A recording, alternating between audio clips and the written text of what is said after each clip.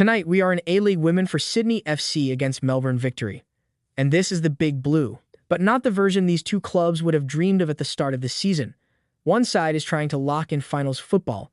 The other is trying to rescue pride from a season that has gone badly off script. Let's start with the model first. My model gives Sydney FC 1.16 expected goals and Melbourne Victory 1.88. That translates into a home win probability of 19.7%, a draw at 16%, and an away win at 64.3%. So the first message is very clear. Victory are the right side on the numbers. This is not a 50-50 derby projection. The model sees Melbourne Victory as the stronger team, the more dangerous attacking side, and the one much more likely to control the result. It also points toward a game with goals in it.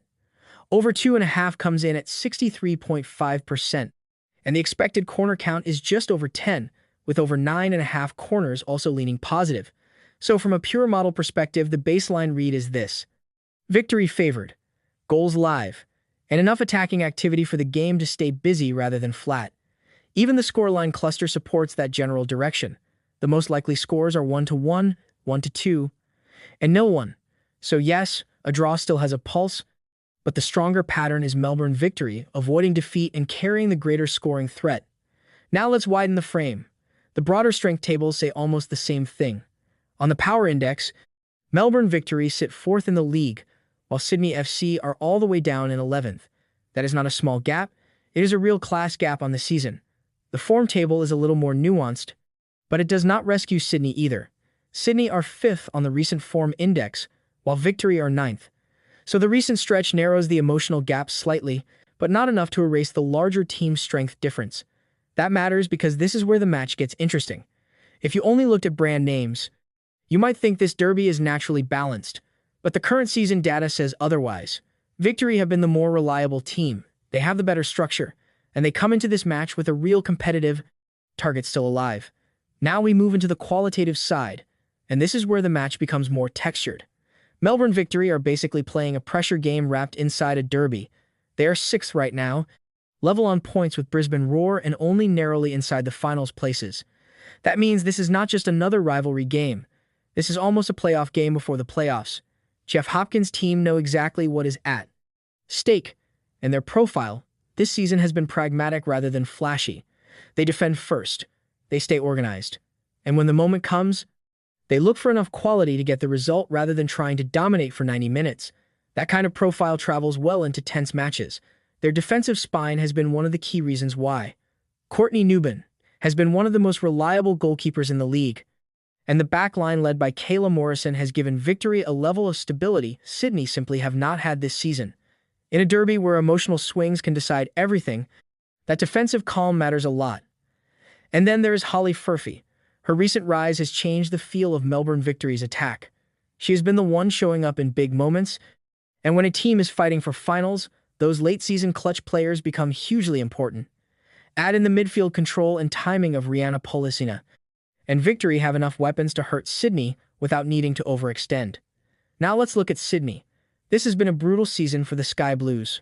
The coaching transition after Ante Juric, the injuries, the absences, the loss of attacking fluency, all of it has added up to a campaign that never really found stability.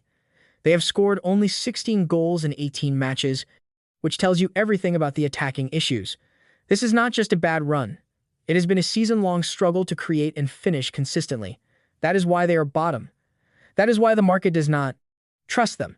And that is why the model only gives them just under a 20% chance here. But there are still two reasons not to dismiss them completely. The first is derby psychology. The second is reinforcements. Charlotte McLean coming back is not just a squad note. It is a symbolic lift. When a club icon returns during a crisis, it can change the emotional temperature of a team, especially in a rivalry game. Add in Willa Pearson and Riley Tanner coming back into availability, and Sydney suddenly look less broken than they did a week or two ago. That does not make them the better side. It just makes them more dangerous than their league position suggests. And if Sydney are going to make this awkward, the route is pretty obvious. Stay compact, slow the game, protect the middle. Then attack through Riley Tanner's speed or through moments created by Mackenzie Hawkesby. That is the spoiler script. If they can, drag Victory into frustration. If they can keep the match level longer than expected, If the crowd at Leichhardt Oval turns it into an emotional game, then the numbers matter a little less. That is the case for the home side. The problem is that Melbourne Victory do not really need to chase the game recklessly. They are perfectly capable of playing a mature away performance, and that is why the qualitative read still lands in roughly the same place as the model. Victory have more to play for. Victory are more stable. Victory are better organized. And Victory have the clearer identity. The one area where the qualitative picture pushes back a bit against the model is total goals. The model likes over 2.5. But the football logic says there is also a credible underpath if Sydney succeed in making the game ugly and tense. That is not a 10. Contradiction.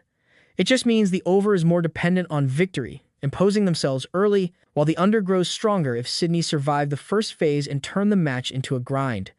So for analytically minded bettors, this becomes a choice between the stronger numerical side and the more resistant tactical scenario. If you want the safer framework, the side is cleaner than trying to force a perfect total goals read. Victory are still the main angle. Sydney's best hope is not to outplay them, it is to disrupt them. And disruption is always harder to rely on than structure. So when I put everything together, this is the final read. The model says Melbourne Victory are the deserved favorite. The broader team strength tables agree. The qualitative layer says Sydney have a live spoiler path through derby emotion, defensive tightening, and returning personnel, but the more coherent team still sits on the other side. So the shortest serious summary is this. Victory are the stronger side, Sydney are more dangerous than the table says. And the game probably goes the way of whichever team controls the emotional tempo first. As for the editor's pick, I am not forcing a wild price and I am not dropping into a tiny number either. Editor's choice, Melbourne Victory to win. It is the cleanest fit between the model, the season profile, and the motivational edge. That is the read for Sydney FC against Melbourne Victory. If you want more model-driven match previews like this, subscribe to the channel. See you in the next one.